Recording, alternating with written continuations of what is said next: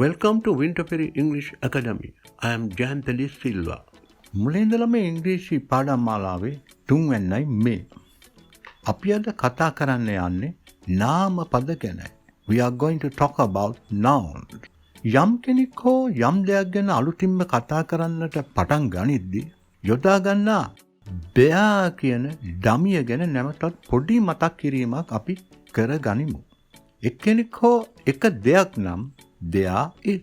එකකට වැඩි නම් there are. එකක් ගැන නම් අලුතෙන්ම කියන නිසා indefinite article එක යොදා ගන්නවා. ඉස්සරලට පස්සේ එන වචනේ මුල් අකුර vowel sound එකක් නම් n යොදා ගන්නවා. එය එසේ නොවේ නම් තමයි a යොදා ගන්නේ. There is a girl near the Christmas tree. Near the Christmas tree යනුවෙන් සඳහන් කරද්දී ගැහැණු ළමයා සිටින ස්ථානය ගැනයි කියන්නේ. පසුගිය පාඩමෙන් location යනුවෙන් අපි ඉගෙන ගත්තේ මෙන්න මේකයි. දැන් අපි නාමපද ගැන කතා කරමු. අපේ අවට ඉන්න කෙනෙක් ගැන, එහෙම නැත්නම් සතෙක් ගැන, ශාකයක්, ස්ථානයක් හෝ යම් කිසි දෙයක් ගැන කතා කරද්දී සාමාන්‍යයෙන් අපි කරන්නේ ඒවාට ඇති නම සඳහන් කිරීමයි. මෙම නම් අපි නාමපද යනුවෙන් හඳුන්වනවා. A noun is the name of a person, an animal, a plant, a place or a thing. එක්කෙනෙක් ගැන හෝ එක් දෙයක් ගැන කියද්දී singular හෙවත් ඒක වචන නාමපද කියලයි හඳුන්වන්නේ. දැන් එකකට වැඩි නම් plural. ඒ කියන්නේ බහුවචන කියලයි. බොහොමයක් nouns වලින් plural හදාගන්නේ s එකතු කරගෙනයි.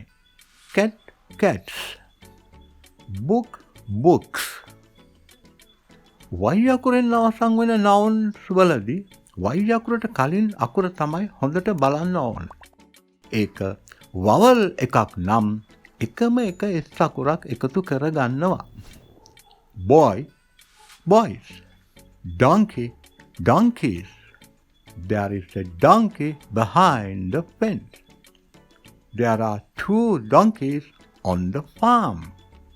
මතක තබා ගත යුතු තවත් විශේෂ කාරණයක් තමයි ඉංග්‍රීසි වාක්‍යවලදී ඉතාමත්ම වැදගත්ම කොටස අහන්න ලැබෙන්නේ අන්තිමටම. ඔබ යමක් ඉංග්‍රීසියෙන් කියද්දී ඔබේ අසන්නා එහි වැදගත්ම කොටස වාක්‍ය අවසානයේදී අහන්න ලැබේවි කියන බලාපොරොත්තුව ඇතුවයි ඔබට සවන් දෙන්නේ. ඇයි එහෙම කිව්වහම ප්‍රශ්නයක්ද ඔබට? අරාබි ජාතිකයෝ ඔවුන්ගේ භාෂාව කියවන්නේ අන්තිම ඉඳලා මුලට. ඔවුන්ගේ පොත් පෙරලන්නේ අගේ ඉඳලා මුලට.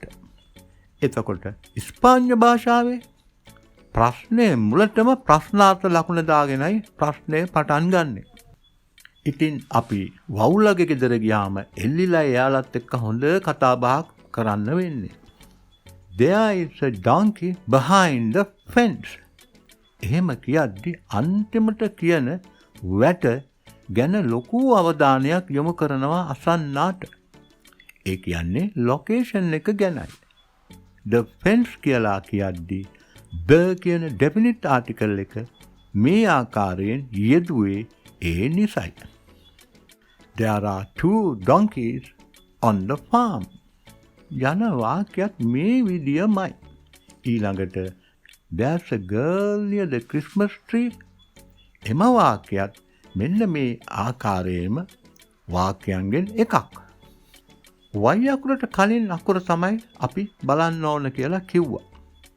ඒක vowel එකක් නොවේ නම් y අකුර ඉවත් කර ies එකතු කරගන්න. fly y අකුරට පෙර අකුර l vowel එකක් නෙමෙයි. ඒ නිසා y අකුර ඉවත් කර ies එකතු කරගන්නවා. fly flies. lady y අකුරට පෙර අකුර d vowel එකක් නොවේ. ඒ නිසා අවසාන y අකුර ඉවත් කර ies අපි එකතු කරනවා. lady ladies. sh CH, S, X, Z අකුරු වලින් අවසන් වෙන nouns වලදී ES එකතු කරනවා. Bus, buses. Box, boxes. O අකුරෙන් අවසන් වෙන noun සඳහා ES එකතු කරනවා. Hero, heroes. Tomato, tomatoes. නමුත් ඉංග්‍රීසි භාෂාවට අලුතින් එකතු වූවායි සලකන වචනවලට නම් එක S අකුරක් එකතු කරන්නේ. කටපාඩම් කරලා ඉංග්‍රීසි කතා කරන්න නම් බැහැ. භාවිතාවෙන් තමයි ඔබ මේක කරන්න ඕන. commando, commandos. ඊළඟට කිසියම් පැහැදිලි ක්‍රමයක් කියන්න බැරි irregular plural ගැනයි. child, children. Man, men. Woman, women. Person, people. Tooth, teeth. Mouse, mice. Cats have 9 lives. Then මම කැමති ඔබගේ අදහස් දැනගන්න. You'll see me in my next video. Until then, goodbye.